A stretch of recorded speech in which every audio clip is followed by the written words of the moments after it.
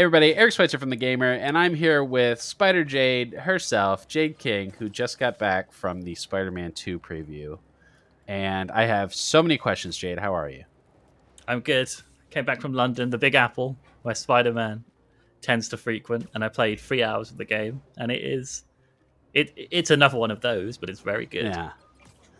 Okay. I just replayed this on PC, in ultra wide, of course. You know me.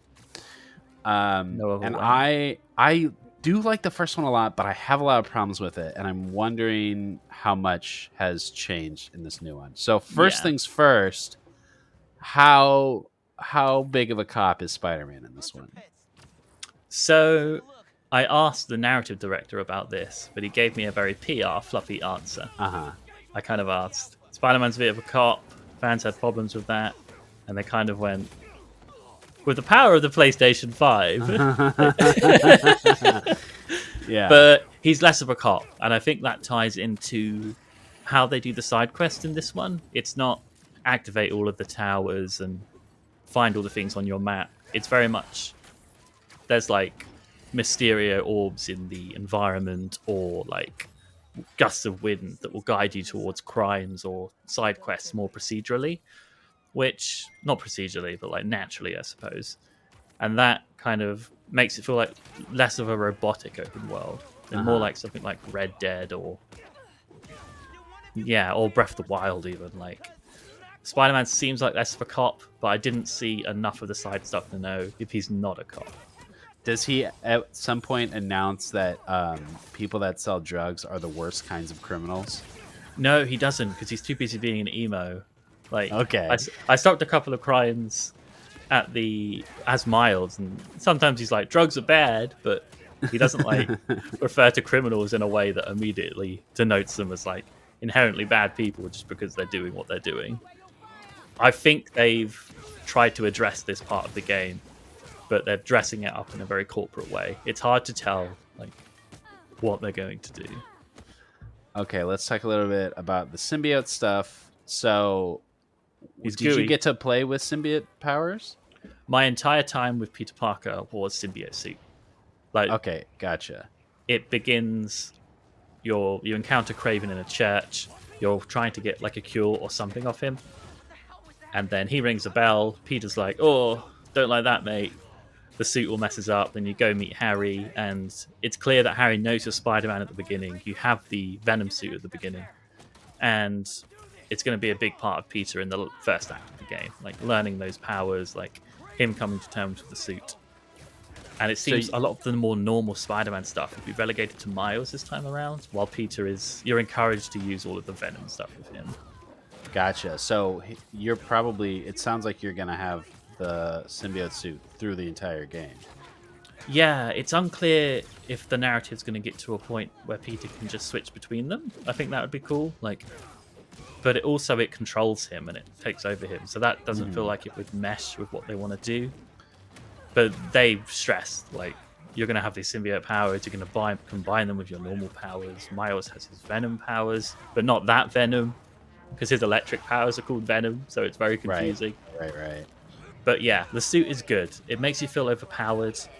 There seems to be a bit too much of a reliance on those cool finishing animations, and now the way they do moves is you hold one of the shoulder buttons and you press either the directional buttons or the face buttons to execute the gadgets or powers that you've mapped to them. And now they're set on cooldowns. I got into many fights where I was just spamming these attacks constantly instead of relying on dodging or using the parry system, which is also new. And I'm not sure how effective that's going to be in terms of like constant combat encounters, because there's a lot of combat in this game. It's so funny because the old radial menu for gadgets from the first two games I complained about constantly. That's gone. That's completely gone from what I can tell. Yeah. I mean, I've written in entire articles about how much I hate that radial menu because they lift so much from Arkham's combat that it's like, why didn't you just go all the way? Why didn't you just make it? You've copied Arkham but made it worse. Yeah, because I never used other powers because of that radial menu. I felt like I stuck to the web blossom, or whatever it was called, because that was both cleared a room, and I couldn't be bothered to use the radial menu or switch between stuff. Yeah. It just didn't seem natural. So now they've just done the Arkham thing where you just like hold a shoulder button and then press a face button to do all your different gadgets, which is great. But then they also added the counter, which is another Arkham combat Yeah, mechanics. Like, wow, you should have just done this in the first place. Like, you if haven't invented anything here. You've just finally fully copied the Arkham combat because system. you'll see the parry seem to be used more against like bosses and big enemies. Like Mhm. you'll see like a red flash, and if you press that perfectly, Spider-Man will like deflect them and have an ability to deal extra damage. Like in a boss fight against a lizard, this seemed essential to like not die. But Peter's often OP enough anyway that you can, through a battle of attrition or brute force, you can get through most battles. Like you wouldn't need to Yeah. use that parry, at least from what I played. Yeah. It's flashy. It's really cool how you have so much command over the battlefield just because you can move Yeah, such long distances and you can pull guys. Like the combat's always been good, but it had its problems, and now I think they've fixed those problems. It Uh, flows more naturally into it. The exploration, the crimes feel more less copy and more like integrated into the world. Because last time mm. it felt, in the last two games, it felt like you were doing copy and paste crimes all the time. To the point where if I lived in this New York, I'd just move because like it's not safe. It's a shootout in every other street. I've never been to New York, but Spider-Man makes it seem a whole lot worse. Well, it's exactly like this. Is it just like guns everywhere? Is that New York? Yeah, it's just like dudes on hoverboards flying through the air, dropping pumpkin bombs. Spider-Man's there. This is cool. They do, in terms of the traversal, you have web wings now, so you can press triangle, I think it is, and if you're flying, they'll spread their wings and just you can essentially glide through the air, and it makes it really effective to do like more nuanced tricks or slide between buildings. And whereas in the first game, it felt like the web swinging became one note after a while. It felt like Mm. you'd either fast travel or if you had to go 3,000 meters across the city, it'd be like, I don't know if I want to swing all the way over there. But I'm hoping with this, it's different. I definitely like the idea of adding more tools to the Mm. traversal toolkit. I don't like just watching Spider-Man fly for 2 minutes Yeah, unbroken like that. Like that's these very go on for silly. too long. Like these side quests, it's like, Yeah. oh, I need to download this and catch the bird. They're not finicky to control, but they don't feel as good as web swinging. Okay. Interesting. So, can you switch freely back and forth between Miles and Peter? Yes, it's like Grand Theft Auto 5 is probably the best comparison I can come up with Okay. the power of the PlayStation 5, as I was told by Insomniac multiple times. You press a button, you can switch between them, like when you're free roaming, and certain missions will be unique to each character, like both in terms of like narrative and mechanics. So Miles has these infiltration missions where he'll help out like his friends and family in Harlem, where you'll control a spider bot and essentially stealth your way through. I don't know if we call them facilities, just buildings, really. Like not killing anyone, but like distracting them and disabling junction boxes. I snuck through a museum in a really cute sequence where there was a bunch of instruments, and as the spider bot walked across the xylophone, you could like hear it play, and a lot of cool touches like that. Whereas I think like Peter might have some more bespoke like Harry missions or symbiote related missions, which wasn't clear because they didn't show me too much of the side stuff. But Okay.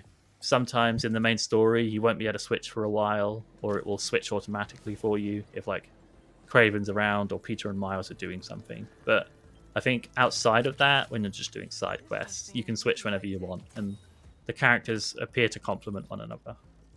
Was there MJ stuff?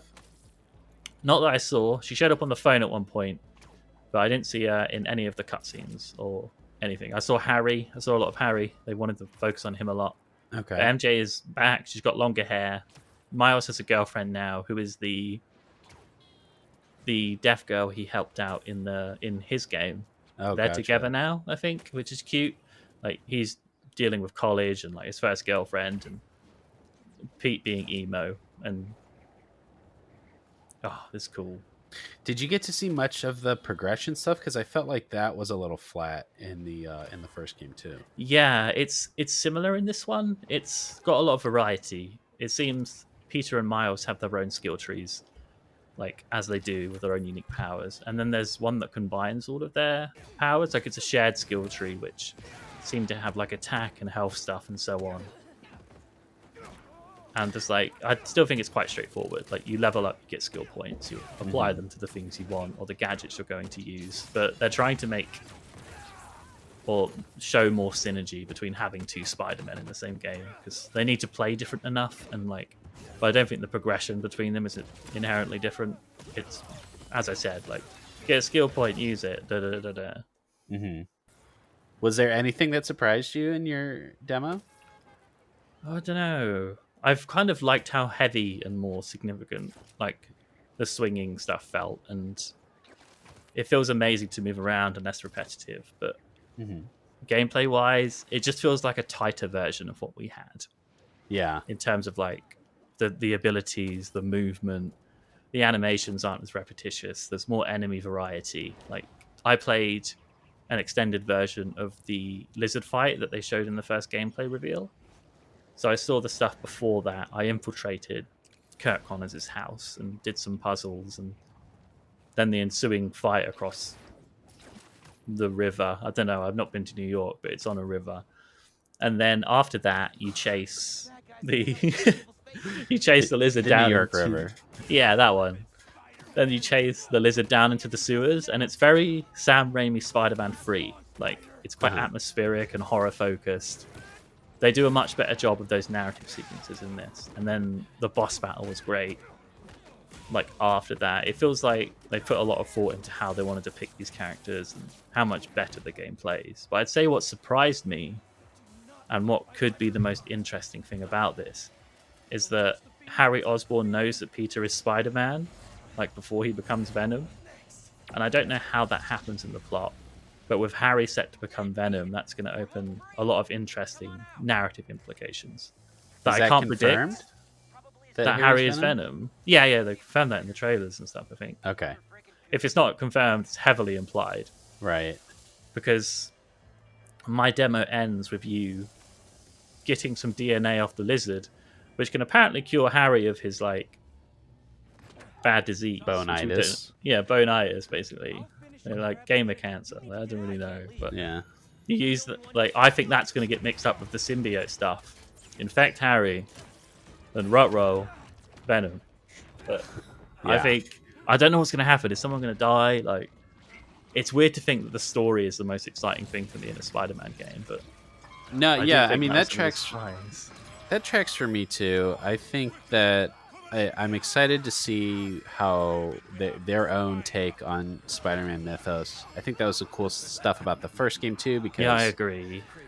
they like it's a lot of the same stuff that happens in Spider-Man's life, but they rearrange it, and then putting Miles in there like uh, changes like the trajectory of Peter's relationships. So it's cool to see their own sort of version of the Spider-Man universe. So I like that. It's not that I thought the story was like that strong in the first one, but I mean the set pieces are were incredible. So like, Same in this. The set pieces are exquisite. Like I don't know if they're better in this. The lizard set piece I played was pretty fantastic. yeah. So I think for me, it's the seeing those big interactive sequences is what I'm most excited about, and then seeing how they take Venom's story and do it in a different way. You had an interview after your play session where you talked a little bit about redoing Venom, right? Yes, I spoke to narrative lead John Paquette, who did the first game, and he's been with Insomniac for like 15 years, did Sunset Overdrive and stuff. And one of my prevailing questions to him was Venom's been done a lot, and it's quite old hat by this point. And they said to keep it fresh, they kind of looked at all of the old Venom stories that they'd seen done before and kind of threw them aside, and they wanted to do something different. And I think from their perspective, the Peter Parker in this universe is kind of older, more seasoned. He's fought the majority of the big bads that you'd expect from the Spider-Man universe, and now he's got a mentor under him, and he's taking on that symbiote suit, and his best friend's going to be Venom. And I think they're counting on that dynamic to do a lot of the heavy lifting. And I'm hoping that goes well because there's a lot of characters in this, a lot of villains, and we all know how Spider-Man 3 went, I suppose. Mm-hmm. But I think they're aware of that. Like, they want to give all of the characters their due. But at the same time, the developer was quite cagey about some story stuff and went by a lot of the beats you'd expect. And the first one definitely felt really rushed, especially at the end when they get the Sinister Six together and you just fight them two at a time, back to back to back. Because I thought Doc Ock was going to be in the sequel, like for a lot of that game. I thought, oh, they're going to reveal Dr. Octopus and the credits are going to come. But that's not what happened. Like, you beat him at the end of that game. Yeah, they just really wrap things up really fast. So, you know, you think they've got 25 hours or whatever to tell their story, that they can I think they can space it out. So, but I hope they do. 'Cause as good as the gameplay in this is, it's very open world action game. Even if it's Spider-Man, like, it feels amazing to play. But if the narrative and character stuff, stringing that stuff together, isn't compelling enough, then it won't like be good enough to get through. But I think Insomniac does a really good job of it. We'll see about the Venom performance of Yuri Lowenthal, because sometimes he sounds a bit too comically gruff and not menacing. Yeah, but I noticed that. I think they re-recorded some lines, judging by what I played. He doesn't sound like Game Theory anymore. Right on. Well, I'm all in on this. I've already pre-ordered my 17 inches of Venom. Oh, you get 19 inches of Sephiroth if you pre-order that statue. All right, well, I'll probably pre-order that one too. Yep, looks like a blast. Comes out soon, right? October 17th, I think. October 20th, same day as Mario Wonder. Oh, really? Same day? Okay, that's going to be a busy one. Yeah. Cool. Thanks, Spider Jade. Any final thoughts? With great power comes great responsibility. Oh my god. It looks real good. I'm excited for this. That's it for today. Thank you so much for watching. Don't forget to like, subscribe, and hit that bell, and visit us at thegamer.com. That's The Gamer, no space.